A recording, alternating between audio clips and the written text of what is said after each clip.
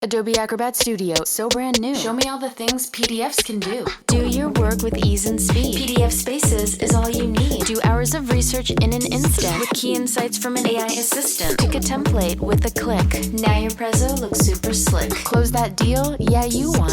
Do that, doing that, did that, done. Now you can do that with Acrobat. Now you can do that with the all-new Acrobat. It's time to do your best work with the all-new Adobe Acrobat Studio.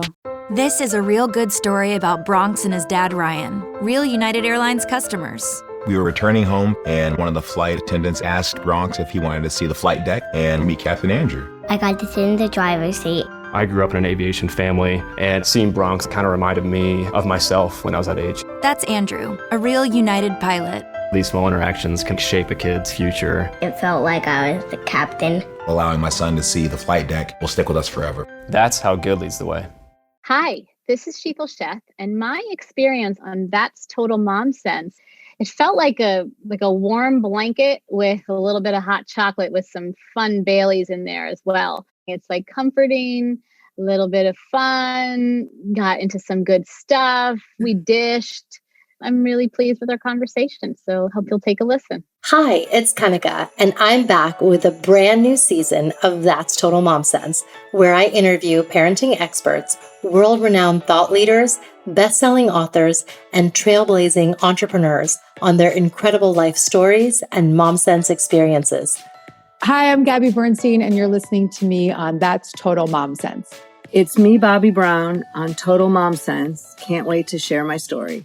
Hi, I'm Dr. Lisa, and you're listening to me on That's Total Mom Sense. Pandemic or not, these episodes will inspire you to make every single day count. Episodes release on Tuesdays and Thursdays.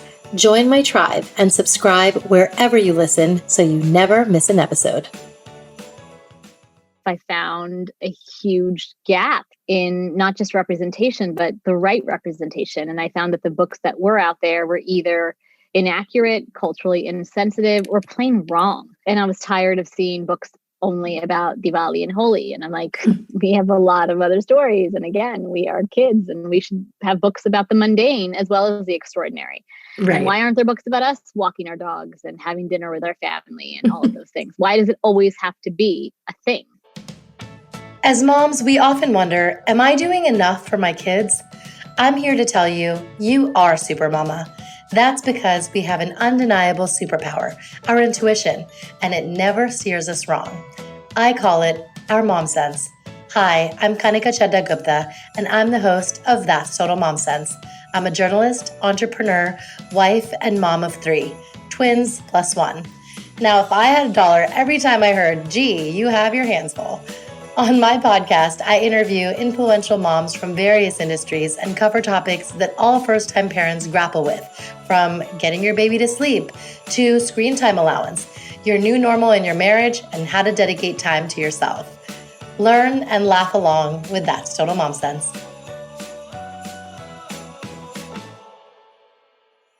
Today's episode is with a very special person. She is an actor, an advocate, and an author.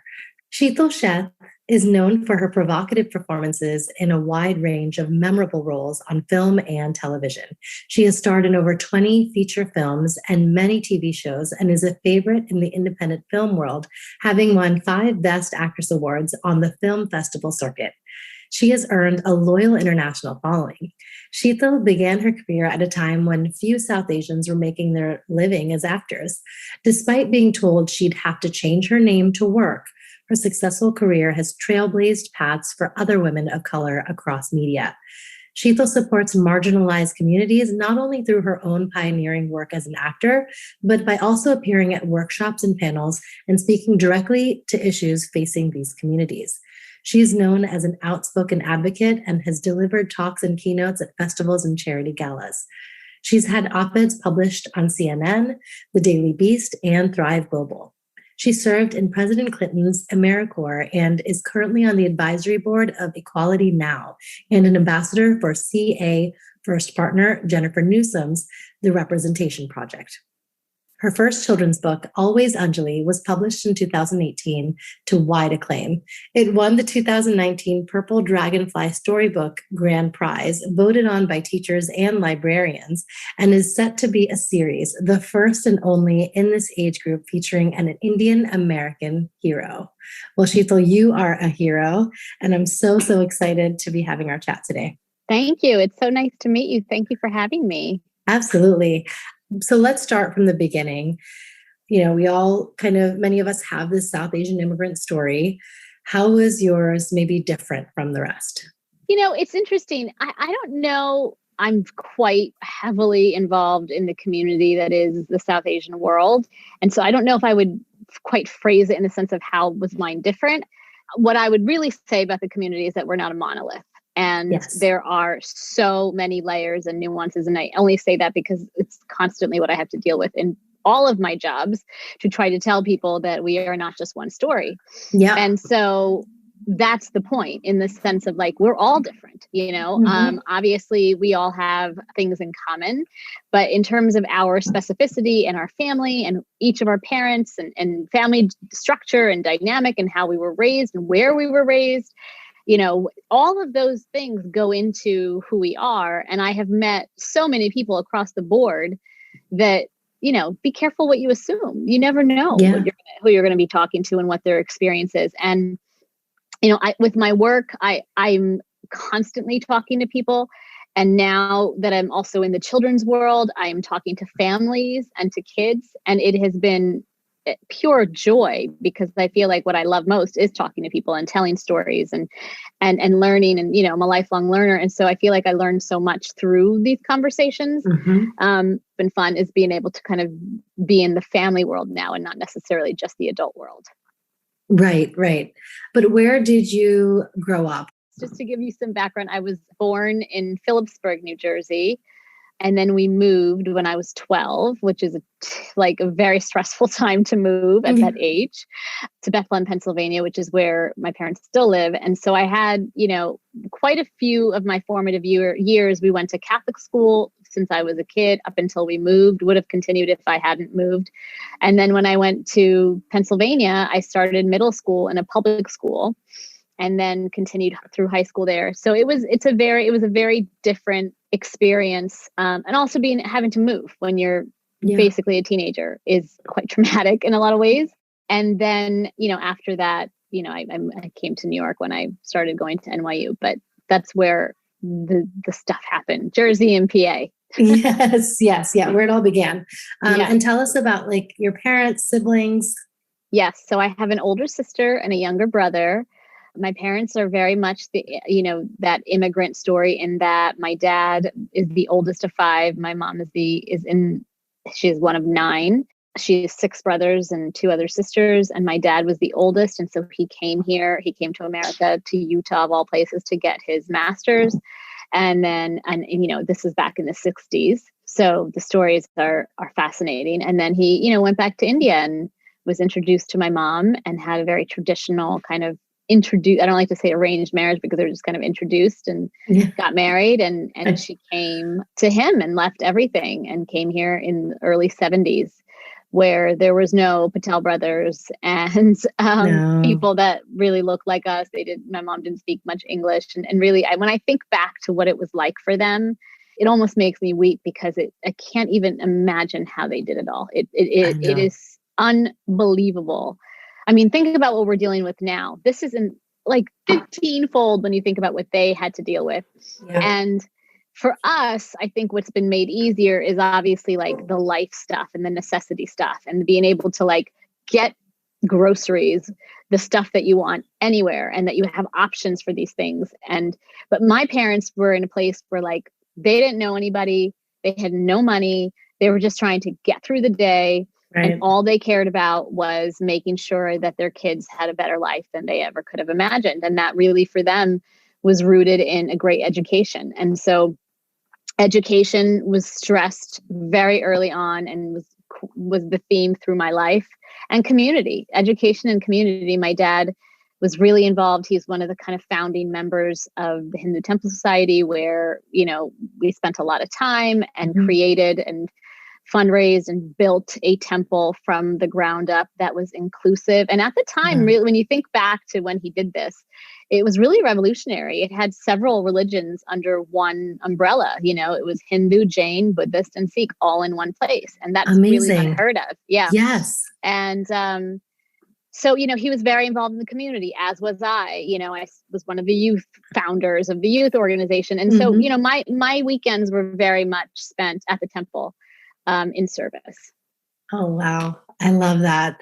Let's see. Okay. So you went against gender norms and paths that are tried and tested, and you chose to pursue acting. Tell us about that moment in time in your life. It was rough. There's a lot of kind of parts to this conversation because I was very much the academic, stereotypical Indian kid. Like I said, education was really stressed. And so that was the most important thing. I got great grades. I was at the top of my class. I actually spoke at my graduation in high school. And so the idea that I had, quote, a lot of potential and for me to quote, thwart that, to go into something that wasn't, recognized as necessarily at the same value as some of the other traditional career paths that a lot of Indian people would end up taking was tough. Also there wasn't anybody doing it at the time. There was nobody out there that I could point to and say, well, they're doing it, they're doing it, they're doing it, they're doing it, they're doing it. Because so out of love, my parents were terrified. They were like, what does that mean? Their only idea of it was Bollywood, which is completely different. Yes. And so they're like, how do you even do that? And so of course, and I was nervous, but I knew I needed to try. I joke, I'm 20 years plus in, and I'm telling you the amount of times I see someone still doing the acting thing. Oh yeah, would you say that? Yeah, to a doctor or something. I mean, that person, and it's just fascinating to me. Oh my gosh. I have people in my family who call me. It's so funny. They don't call my husband because they're like, we don't want to bother him. He's working during the day. We'll call you. And I'm like, well, what do you think I'm doing? And it's because I don't have a traditional structured, job. Yeah. Frankly, I would argue that it's harder for me because I have 1,000 jobs and it's all self-directed and self-having to do. But people don't get it. They don't know the day-to-day. And frankly, it's exhausting to try to explain it. I can't after a period of time. But that is the artist's life. And I feel like all artists, I've talked to so many in all different disciplines. This is a common thread, and you just have to find a sense. Yeah, I have gotten a sense of humor about it. There are not days where it's easier to laugh than others, but you have to make a choice about the lifestyle because it is a lifestyle. It's not just a career. There is so much that goes into being an artist that I don't think people talk about enough. And so that is something when I talk and when I mentor and tutor, that's something I talk about all the time. And I always say you need to know that's part of it. And if you can't deal, which if you can't, you can't, then don't do it. Because I can guarantee you there's not a day that goes by that I'm like, I wish I loved something as much as this, because my life would be far easier and I'd have less stress and I'd have job security and I'd have so many things that other people have. But I also know I wouldn't be happy. If there was anything that made me as happy, I would do it in a flash. This is not a life I recommend. Yes, not for the faint of heart at all. And let's talk about some of your films. Each of your films has an underlying message. Is there a role that you played that you still remember that you're just so happy you got to do? That's like asking who is your favorite kid. It's tough because of course there are experiences that I've had that have been more pleasant than others. But all in all, I would say that I'm really, really most proud of the fact that every film I've done is completely different from the other. Every single one has pushed the needle in some way, told stories that were not being told at the time by people who were telling them. And I was, it's such a privilege. I was asked to play stories based on real people, several of my films. And that is the ultimate privilege, so those films where I actually told the stories of real life people, there's an extra kind of pressure on you and also responsibility. And also like you're humbled by that, idea that they would pick you to want to tell that story. So, I love them all. I mean, I've started to produce my own films now. And so I certainly have another level of investment and love in those projects because I'm doing everything. Yeah. But yeah, I can't pick one. Let's talk about your motherhood journey. How did you and your husband meet? So it's a funny story for our friends and family. We met in college. He was my college sweetheart. We met when we were freshmen. We didn't start dating until the end of our sophomore year, but then we dated 7 years. And then I moved to LA and we were doing kind of the long distance bi-coastal thing. We were young and, so we were on and off a lot through those times. And then, and we had a break for a few years. And then we reconnected and I was in New York a lot more. So we kind of, we have a lot of the same friends in New York because we went to the same college and were together at that time. So a lot of people that I would want to see in New York, he was friends with. So we would end up, and we were always like in touch in some way. He's always been my first love. And then we reconnected and couldn't believe that there was like a new energy around it and spark. And so we kind of got back together and it was surprising. I know it's a really sweet story. And then, we actually hadn't decided, we decided we weren't going to get married and we were just going to be together and live our life. And stuff changed for him. And so we actually talk about this, at our wedding, but I was living in LA and he surprised me out there and proposed. And I was stunned because we had talked about not getting married. So I'm like, what is happening right now? I don't understand. And it became important to him. And it was something that I did not care for. And so, but it was so important to him that I was like, okay, if you really want to, it's fine. But this was after now like 18 years of being in each other's lives. And I'm like, what makes sense for us? And so we just we told our friends, we said, let's just go to an island in Mexico. And we found this resort that we were able to kind of rent the whole place out for our group, which was amazing. And we did like a weekend extravaganza, like 4 days, 3 nights, everyone leave your kids at home, come and just party with us. And we got married right on the beach and it was really great. And now for a quick break brought to you by my brand sponsor, Homer. Hi, this is Kanika Chadha Gupta, founder and host of That's Total Mom Sense. I'm Stephanie Dua, president and co-founder of Homer. And this is At Home with Homer. Homer is the essential early learning program for kids aged 2 to 8. We have the most comprehensive app available for early learning skills that you can find on iOS or Google Play.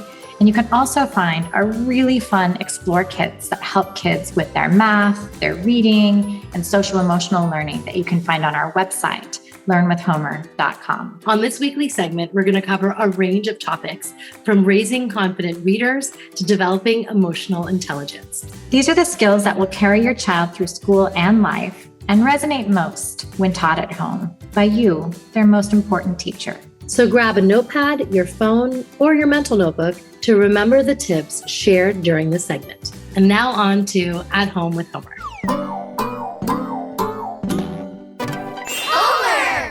All right, so this episode is on mental health and social emotional learning. So I know this is a challenge that so many families are facing. My kids are having a really hard time being cut off from their friends and, their cousins and all during COVID. How do I help them navigate through these strange times? Yeah, that's a great question, Kanika. And I know it's certainly top of mind for many moms and dads as they're really thinking, and grandparents as they're really thinking through how to best support children. I like to say there are 3 things that I like to think about and advise parents to do as they're thinking about this kind of social emotional well-being of their children. One is communication. Communication is so important. 2 is helping your child find quiet moments. And 3 is like activities that we can do. So let's talk about the communication one first, because I think it's one of the most important things. I like to say that parents should have a daily check-in, something simple that they can do with their kids. On my dinner table, we do something called Rosebud Thorn. Rose is what you're really excited about that day. Thorn is what you weren't so excited about that day. And Bud is what you're looking forward to. And we can each take turns. And it's a nice, simple way of checking in with each other and communicating about how we're feeling. The second thing is really quiet time. Sometimes kids just need quiet time to process how they're feeling. One great idea is helping teach them how to do belly breath work, or even finding like moments of mindfulness. It can be a mindfulness corner, a mindfulness blanket, a book, but just sort of quiet time for them to process their day. And then the third are activities. There are so many great activities out there that can help kids explore their feelings. There are great books that you could get at the library or at your local bookstore. And even for younger kids, aged kind of 3 to 6, who might not be as verbal, Homer has these really, really fun activity kits called Explore Feelings that do just that. Kids learn self-expression, how to identify their feelings, all through these kind of hands-on activities and prompts. And that allows children to do something both fun, but also helps them check in with themselves and see how they're feeling. That's amazing. Thank you so much. Thank you. We hope you enjoyed this week's At Home with Homer segment. To download the app, visit learnwithhomer.com/momsense, MOMSENSE, to receive your very own 60-day free trial. Your kids are going to love playing the games, watching the visual stories, and more. A message from McAfee. Wondering why the post office is texting you, or why you owe thousands of dollars in toll fees? Because someone's trying to scam you. The good news? McAfee can help. With McAfee's award-winning scam detection, it's easy to tell what's real and what's fake over text, in your inbox, and online. If they're You want a free gift? Seriously? If they're faking it, they're not making it past us. Get award-winning scam detection today. McAfee.com/keepitreal. Grabbing the holidays by the boughs with Duluth. Step 1. Hire a mall Santa to handle snow removal. Ho, ho, ho! My sciatica. Step 2. Hit Duluth Trading and load up on fire hose pants, buck naked underwear, pocket pack bibs, free swinging flannel, and all kinds of ingenious gear you won't find anywhere else. Grab the holidays by the boughs and shop Duluth Trading, online and in store. Now, back to the interview. Homer! Tell us about your journey with cancer. You are a fighter and you are a survivor. So tell us what happened and how that unfolded, because you were a mom at the same time. And my heart breaks to think that you had to go through that so young and at such a pivotal time in your life. Yeah, that word, is something no one wants to hear. Yeah. But it is more common than ever, sadly. As far as breast cancer, which is what was the cancer that I was dealing with at the time, 1 in 8 women will get breast cancer. It is younger and younger. And I say to my doctors all the time, I'm like, is it just me? Because in the last 6 months, I've had so many people call me because they've been diagnosed with breast cancer, and they're all young. Right. And they're friends of friends and just want to talk. And I asked my doctor, I'm like, are you seeing this? And she was like, I don't have data, but yes, women that are coming in are younger and younger and younger. Yeah. And so, it was a shock. It's certainly, when you think of sickness and illness of this degree, you think at some point everyone's going to have something that they deal with, not at our age. Right. And so the irony of all of this is that a year before I was diagnosed, my father was diagnosed with breast cancer. Oh my God. And it's rare for men, obviously. Yeah. And he was older. And so it hit him pretty hard. Because it's so rare for men, they tested him for all the genetic pieces of it. And it came back that he had not just 1, but 2 very rare genes, which people are like, this is unheard of, that they would have both. And so they said, immediately test your children, because if they have it, which is likely they will, they need to know, because you'll probably get cancer. Okay. And so we all got tested and I came back negative. And I was sure I was going to come back positive. And I'd already decided, if I'm positive, I know what I'm going to do. And this is what you hear when you hear of like these celebrities who like do these kind of prophylactic, preemptive surgeries. It's because of that, because they have the gene, like Angelina Jolie knew she had the gene. So she's like, I'm taking myself out of this. Yes. I'm taking control. And that is a common thing too. So I had done all the research. I'm like, if I'm positive, like that's what I'm going to do. But I came back negative. Huh. And so I was relieved and I thought, okay, fine. A year later, I just got out of the shower, doing my thing, putting on lotion. I just felt what felt like a pebble. But actually, for anyone who was breastfed, it felt like a clogged duck. Yes. And I had breastfed for a very long time. And I was like, maybe it's just like there's something mastitis or something. Yeah, I was like, maybe it's something like that. But I hadn't gotten a mammogram that year. So I was like, I should just go because I want to make sure everything's okay. But not really. I mean, I really didn't think anything was going to come out of that. Right. So much so I didn't know is that like the only appointment they had left, because it was December of that year, was like the Friday before Christmas break.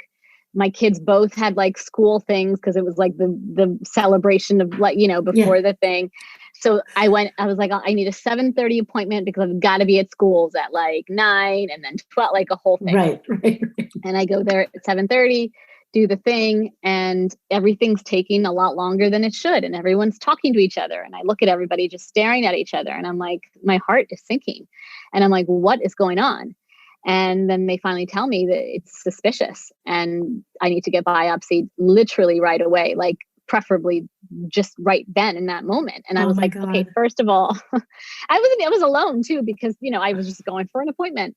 Right. I was like, well, first of all, I can't do it right now because I have to be at my kids' schools and they're expecting me. Yeah. And just give me a minute kind of thing. Yeah, exactly. But they're like, can you come back this afternoon? And so I went to my kids' things. I called my husband. I was like, I have to go for these biopsies. Still honestly didn't think it was going to be serious. And if I had known what it was really entailed, I would have absolutely had him come, because he was like, do you want me to come? I'm like, no, it's fine. I'm just going to go get this thing done and it'll be fine. And I went and I had 3 areas that they biopsied, which biopsies are very uncomfortable. And I had one technician who I thought really should work on her bedside manner because she could see how worried I was. And as I was leaving, she goes, don't stress. You could get hit by a car when you leave here. Literally said that to me. And I'm like, oh, is that my supposed goodness to make me feel better? Yeah. Oh my gosh. So bizarre. And I was in a sea of just like, at one point, I remember I called my best friend because I was like in a little closet changing into like a pink gown, and then walked into a waiting room where there's like 50 other women of all ages in pink gowns just waiting. And it was so emotional, and because it hit me and I'm like, wait, what's happening? And then I didn't know. And they called me on Christmas Eve and said it was cancer. This was over the holidays. So it's extra hard to like do anything, but we're on the phone and we're calling. I mean, I'm so grateful because we do. I mean, one benefit of having, a lot of Indian people in your life means you probably have a lot of Indian doctors in your life, and I do. Yes. And second, third, fourth, fifth opinions if you needed. Yeah. We had a great support. I mean, I didn't want to tell, like I was like still processing myself, but the people that we told were specific and helped us a ton. And I was able to kind of figure out, it's interesting. I have so much to say about healthcare after going through my experience, but if I did not have a support system, I can't even imagine what would happen. They don't tell you, like they call you and then they're like, okay. And then that's it. Like they don't tell you, what do you do next? Like, what are the next steps? There's no one like helping you through the process. Yeah. You pretty much have to figure it out on your own and find the doctors and because I'm like, do you recommend me seeing anybody? And they're like, yeah, here's a list, go to this site, and so it's very wild goose chase and impersonal and hard and really hard. And you're dealing with a very emotional thing on top of it. So it's hard to navigate. I mean, I'm so lucky because I had a family and my husband was like a rock and came with me to every appointment, took notes, because I couldn't, and everything I remembered was false, but then they even said that, like, take notes because you're not going to hear it the way it's coming out. Right. And I'll be very honest, my choice, I had a double mastectomy. And so I had a double mastectomy, I had chemo, I had reconstruction. I went through a year of treatment I didn't have to have the double mastectomy. I chose to. And I made that decision because I didn't want to be worried for the rest of my life. And after the doctors presented the choices to me and I told them what I wanted, they were like, we would have done the same thing. At your age, your biggest risk is recurrence. And so, Right. I wanted to not, I'm already like paranoid about everything. The last thing I need is to like allow for something, which is quite likely. Hopefully, because they said, hopefully you have as many years to live as you've already lived. And so there's a lot of time for something to happen. So I'm trying to take away as much risk as possible. And we did find that the cancer was an aggressive kind, and so I needed to just do everything I could that felt right to me. I mean, it's a tough thing for me. I'm very much a naturalist in the way of like, I don't like in medical intervention for most things. I don't even take a Tylenol unless I'm like on the floor for like in severe pain. I also had 2 natural births because of that. I didn't want any drugs in my body, which were the most painful things I've ever done in my life. But I'm so proud I did. And so like to then be told I had to go through chemo, which is literally putting poison in my body to kill every cell in my body, good and bad. It's a very tough thing to wrap your head around. Yes. Yeah. But you do it. You do what you got to do. Yeah. No, and I'm glad that you made that sound decision of like eradicating any future risk, I mean, it doesn't take away all the risk, but the biggest risk with breast cancer is if it comes back. And so the keeping a breast around for it to come in, is tough. Whereas it can certainly recur somewhere else too. Yeah. But it's more likely, in your breast. How did you explain to your girls that mom and Nana are going through this? Thankfully, it wasn't at the same time, but, my kids were only 2 and 4 at the time. So I will actually say the toughest part of this was after I had my first surgery, I wasn't allowed to hug them for like a really long time. Oh my God, I'm so sorry. So, when you have a 2-year-old and a 4-year-old, all they want to do is like live on your lap. Yeah. Oh my God. That was the hardest thing. But they're tough, and they seem to understand things in the way that they do. And I'm all for having honest conversations with your kids. And I told them the truth. I told them that I was sick and that but I have medicine and it's going to make me feel better. But I need to do certain things in order to do that. I think it's interesting now. I mean, it's been a couple of years, so now I have a 4 and a 6-year-old. It's interesting because they don't remember me before that. And they'll see sometimes pictures of me because I have very long hair. My hair's starting to come back now, but I had like long, luxurious hair. Yeah. And they're like, Mommy, like they don't even remember me like that. And what's very striking is, we just went away and we were, I'm a very active person. We were in the pool, we're jumping into the ocean, we're running around.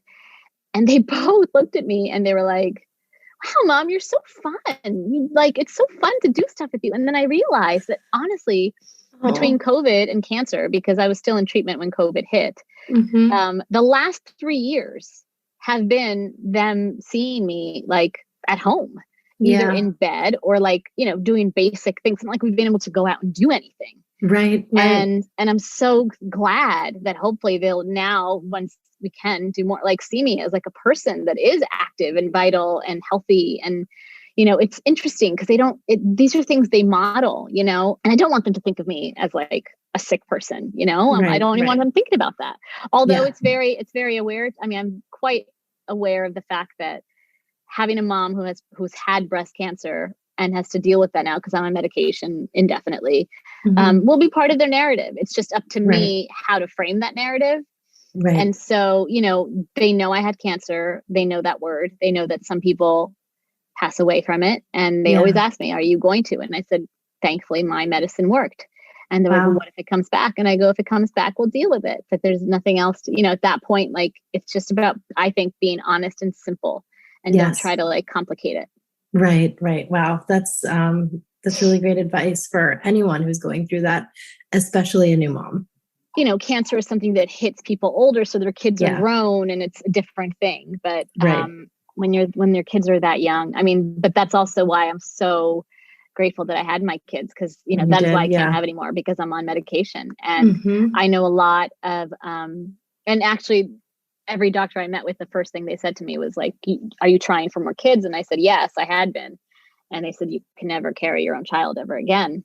And if you want more kids, you will need to use a surrogate. Like they were very clear on that because pregnancy feeds cancer and, all of the estrogen and all that interesting. stuff, feeds it. So they were quite clear that was not an option.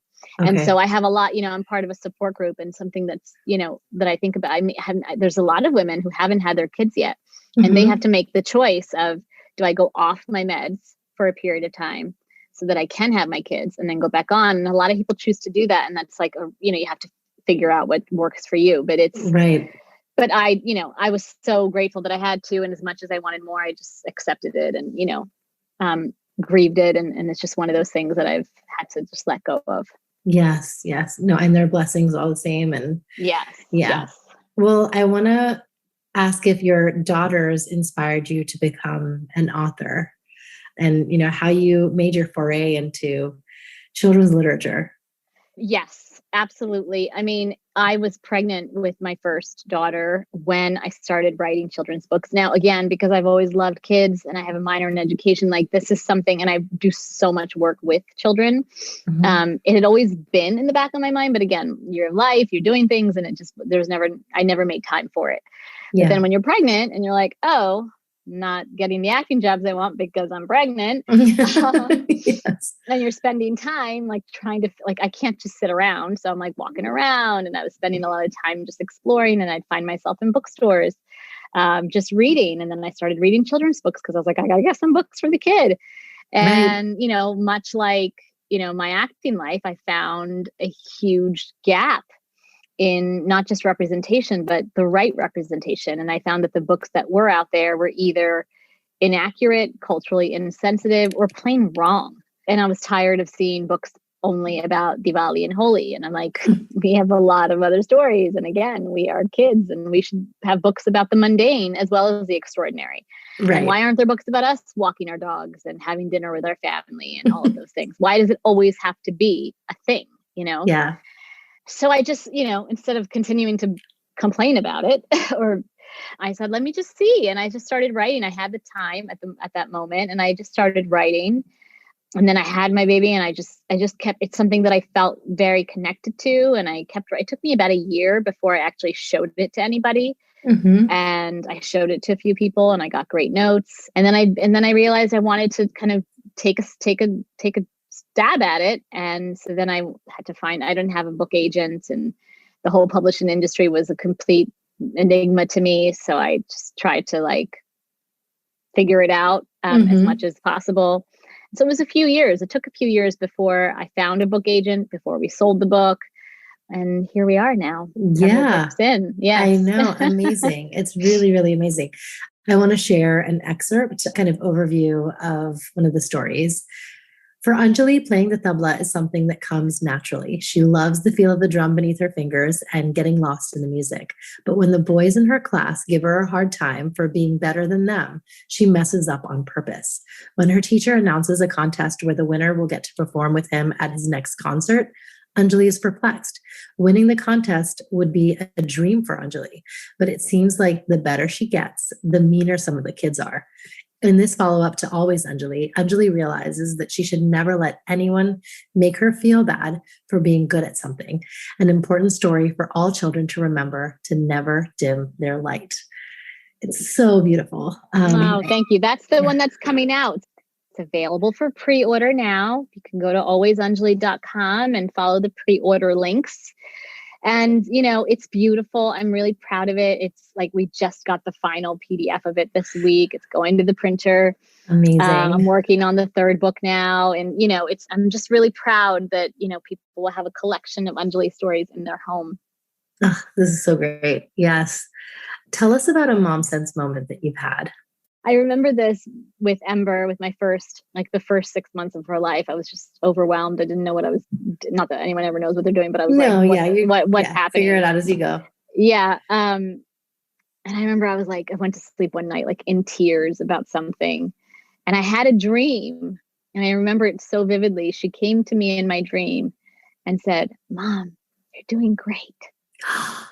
I know, it was the sweetest thing. I get it. I get so emotional thinking about it. And I'm like, okay, Like you just like, these are the little like graces, you know? Yes. Wow. And I think that's all we can do though, is like, be honest. Like I tell my kids all the time, like, I don't know, let's figure it out. Like when you ask me something. And that's the thing, like teaching them that we don't know, you know? Yeah. And my kids are at the point where like, adults know everything. I'm like, no, we don't, Right. you know? And I just try to like make everything into a place where I'm just honest with them. Yes. I don't lie to them, you know, like religion and God and spirituality is constantly coming up, especially because of my culture. And I'm just honest. And it's to the chagrin of most of my in-laws and my parents and family. But I tell them all the time, I'm like, I don't know if it's true, but this is what some people believe and you can believe what you want. And so I just try to be honest about everything. Oh, I love that. That's so refreshing. Let's not forget our quote of the day. Okay, is there a quote that you live by? One that I always think about is do what you love what you do, and always deliver more than you promise. Oh, wow. And I just feel like that has certainly been like a mantra for me in the sense of like always delivering more than you promise, you know, showing up, just blow them out of the water, dazzle them, give them more than they could have ever imagined because we're underestimated a lot. Yes. Oh my gosh. I love that you think that and you commit to that. Yeah. Yeah. Take the I mean, that's what I'm saying. Like put in the extra time. Yeah. It's now time for Mom Haul, when we share products we love. So is there a product that you are like using every day, loving right now? I mean, depending on like what area of life, it just depends. Food wise, I mean, we're plant-based in this home. And so I'm always looking for like alternatives that are healthy, clean, you know, and everything. And it's interesting, in the last few years, I've also tried to shift, you know, even stuff that we use to clean stuff in the house. Like I'm just trying to, there's alternatives now for things. And I very much believe my cancer, there's no way of knowing, but came from the environment and stuff, because I know it wasn't genetic, oddly enough, because it would seem like it was. Yeah. And I was the poster child of a healthy lifestyle. I've been, vegetarian since I was 14 years old. I breastfed my kids, had 2 natural births. I work out every day. Like there's nothing that I'm doing that would make sense, which only tells you that there's all these other things around us that are not good for us, the water we drink, the air we breathe, all of us, and why it reacts in some people versus others is different. And so for me, stress and my self-care has never been a priority. And I think that's partly why I got sick, and so I've tried to, so for me, it's about literally, if I don't like have a schedule where I've carved out time for myself, it won't happen. And so if there are things I want to do, which is meditate, exercise, so that I can be, have the self-care as a part of it, then it doesn't happen. So I really do. I mean, one thing I do for myself is the night before. I mean, every Sunday I kind of map out my week, and then every night I map out my day, like literally down to the hour, so that then when my day is done, I leave my phone in my room and I can just be with my kids. So I can have that little time before, dinner, bath, sleep. That is my time, and I don't apologize for it. Like I used to be available all the time, and now I'm like, I'll check my phone after, and I leave my phone in my room because I just don't want my kids seeing me on my phone all the time. Yeah. I love that. So it's really about, for me, the kind of like the mom stuff of it is like creating the world you want to live in, and it's up to you because time is a construct. So it's up to us to just figure out how we want to spend it. It is the most precious commodity. Yes. What you decide to do with it will determine your life. And so for me, and everyone works differently. For me, like I have friends who are like, I can never schedule and I don't want anything structured, et cetera, et cetera. For me, I need that.